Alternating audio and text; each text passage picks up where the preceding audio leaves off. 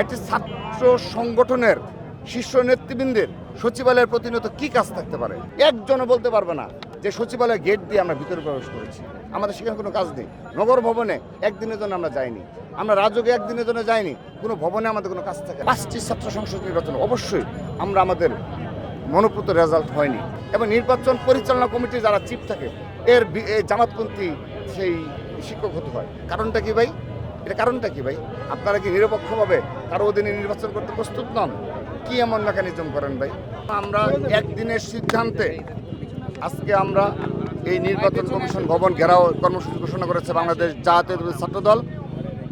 আপনারা দেখেছেন যে ব্যালট পেপার ইস্যু নিয়ে যে সংশয় তৈরি হয়েছে এবং একটি বিশেষ রাজনৈতিক গোষ্ঠীর যে ইচ্ছার প্রতিফলন ঘটেছে, আমরা সেটি ব্যালট পেপার এই প্রতীকের বরাদ্দের মাধ্যমে, যেখানে ধানের শীষের প্রতীককে রাখা হলো মাঝখানে এবং একটি বিশেষ সেই রাজনৈতিক দলের প্রতীকে কোথায় রাখা হয়েছে আপনারা সেটা জানেন, এবং এর পেছনে এর নেপথ্যে অবশ্যই এখানে যারা রয়েছে তাদের কেউ না কেউ এর মাধ্যমে জড়িত, এবং আমরা সন্দেহ প্রকাশ করছি সর্বশেষ সময়গুলোতে দেখা যাচ্ছে যে একটি বিশেষ রাজনৈতিক গোষ্ঠীর যারা রাজনীতি নেতৃত্ব যারা রয়েছে, শীর্ষ নেতৃত্ব, তারা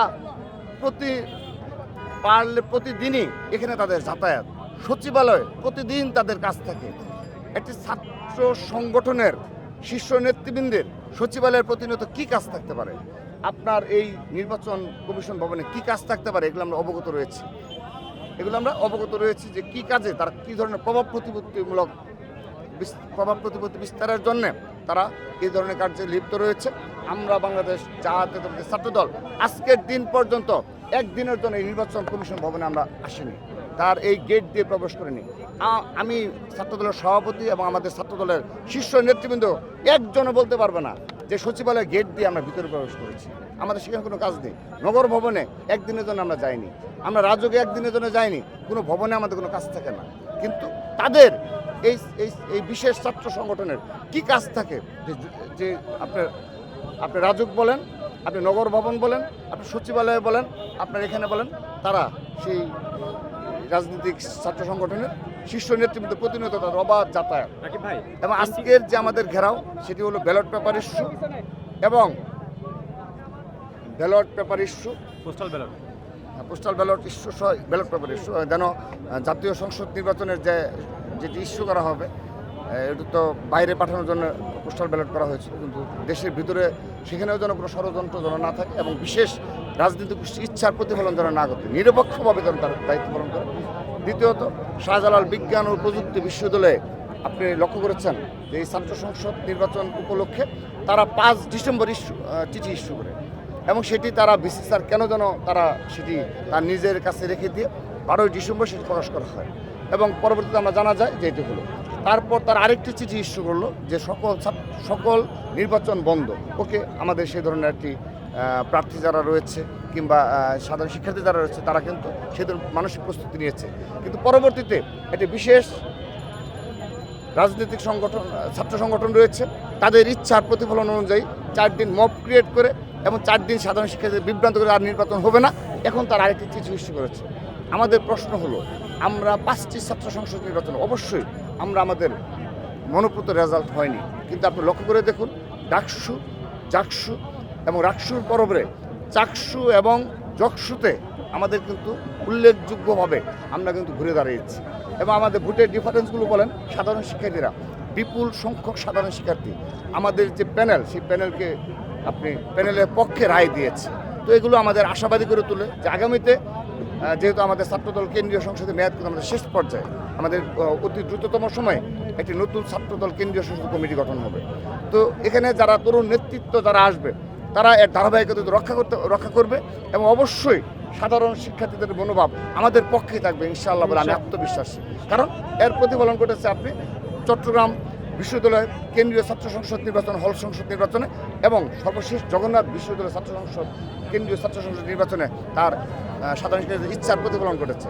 আমাদের যে প্রার্থী রয়েছে তাদের পক্ষে বিপুল সংখ্যক সাধারণ শিক্ষার্থী ম্যান্ডেট প্রদান করেছে, সেজন্য আমরা বেশ কিছু সম্পাদক পদে জয়লাভ করেছি, সদস্য পদে জয়লাভ করেছি এবং হল সংসদ আমরা জয়লাভ করেছি। সেক্ষেত্রে আমাদের অবশ্যই আমরা আশাবাদী যে আগামীর যে নেতৃত্ব তার ভালো করবে, কিন্তু যে প্রক্রিয়ায় এই 5টি নির্বাচন অনুষ্ঠিত হলো, আমাদের মনে অনেক প্রশ্ন রয়েছে। আপনি দেখেন সবগুলো বিশ্ববিদ্যালয়ে এই জামাতপন্থী বিসি, প্রক্টর জামাতপন্থী বিসি এবং নির্বাচন পরিচালনা কমিটির যারা চিফ থাকে এই জামাতপন্থী সেই শিক্ষক হতে হয়। কারণটা কি ভাই? এটা কারণটা কি ভাই? আপনারা কি নিরপেক্ষভাবে কারো অধীনে নির্বাচন করতে প্রস্তুত নন? কি এমন মেকানিজম করেন ভাই? তারপর আপনি দেখেন যে জগন্নাথ বিশ্ববিদ্যালয় ছাত্র সংসদ নির্বাচনে কি হলো? 30 ডিসেম্বর আমাদের মা মাটি মানুষের নেত্রী, দেশ নেত্রী এবং খালেদা আমাদের ছেড়ে চলে গেলেন। তো স্বাভাবিকভাবে সারা বাংলাদেশের ইমোশনটা কি, ছাত্র সমাজের ইমোশনটা কি, যে এদিন কোনো ভোট উৎসব হতে পারে না, উৎসব হতে পারে না। কিন্তু জগন্নাথ বিশ্ববিদ্যালয়ের বাস্তবতায় সেদিন অনেক সাধারণ শিক্ষার্থী চলে এসেছিল। আমরা সে কারণে তাদের প্রতি সম্মান দেখিয়ে যদি নির্বাচন তারা করতে চায়, আমরা ফুল প্রস্তুতি নিয়ে সকাল থেকে আমাদের সকল প্রার্থী এবং আমাদের ছাত্র সংগঠনের এবং যারা সমর্থক তারা গিয়ে কিন্তু সেখানে অবস্থান নিয়েছে এবং কার্যক্রম শুরু করেছে। কিন্তু পরবর্তীতে বিশ্ববিদ্যালয়ের প্রশাসনের সিদ্ধান্তের কারণে নির্বাচন বন্ধ হলো। কিন্তু এর পুরোপুরি দায়ভার চাপানো হলো ছাত্র দলের উপর, পুরোপুরি মব ক্রিয়েট করার একজন রোহিত স্যারের উপর। এইভাবে একটি টোটাল নির্বাচনকে প্রভাবিত করে ফেলা হলো, টোটাল।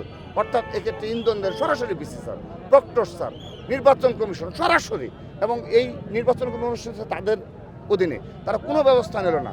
এবং এই 6 দিনব্যাপী মব ক্রিয়েট করার পরে, 6 দিনব্যাপী এই প্রপাগান্ডা চালানোর পর যে ছাত্র আমরা নির্বাচন চাই না, তারপর দেখেন আপনি 6 তারিখ যেদিন নির্বাচন অনুষ্ঠিত হলো সেদিন একটি জামাতপন্থী শিক্ষক বেলাল স্যার তিনি সরাসরি দুপুর 12টায় আমাদের বিপক্ষে, প্যানেলের বিপক্ষে সংবাদ সম্মেলন করলেন। আপনাদের কাছে প্রশ্ন রাখছি, কোনো শিক্ষক নির্বাচন চলাকালীন সময়ে কোনোভাবে নির্বাচনকে প্রভাবিত করতে পারে কিনা, সংবাদ সম্মেলন করতে পারে কিনা? করলে করবে, প্যানেল করবে, কোনো সমস্যা নেই। কিন্তু কোনো শিক্ষক সরাসরি এই ছাত্রদল সমর্থিত প্যানেলকে ব্লেম দিয়ে ছাত্রদল প্যানেলের বিপক্ষে একটি মিথ্যাচার করে প্রপাগান্ডা ছড়িয়ে কোনো শিক্ষক করতে পারে? এটি তারা করে দেখিয়েছে। জগন্নাথ বিশ্ববিদ্যালয়ে বেলাল স্যার দুপুরে 2 টাইমস তারা সংবাদ সম্মেলন করে সে আমাদের বিপক্ষে অবস্থান নিয়েছে। এইভাবে তারা, অর্থাৎ তাদের নিজস্ব ভিসি, তাদের নিজস্ব প্রক্টর, তাদের জামাতপন্থী নির্বাচন কমিশন ব্যতীত তারা কোনো নির্বাচনে অংশগ্রহণ করতে পারে না। তো এইসব ইস্যু আমরা সুরাহা করতে চাই। এগুলোর প্রতিফলন যেন জাতীয় সংসদ নির্বাচনের জন্য না ঘটে, আমরা তা সুরাহা করতে চাই। আমরা তো বললাম দুইটাই।